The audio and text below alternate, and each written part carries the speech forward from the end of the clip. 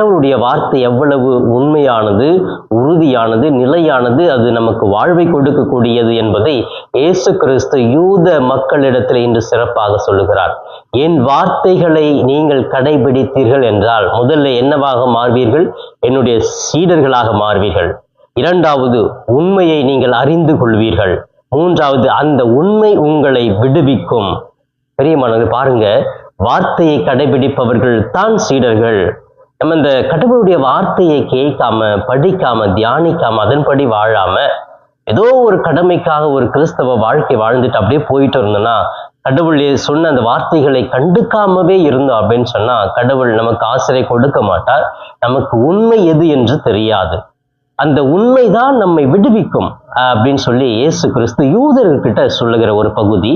ஆனா அந்த யூதர்கள் அதனுடைய உண்மையான ஆழத்தன்மையை புரிந்து கொள்ளாம உண்மையா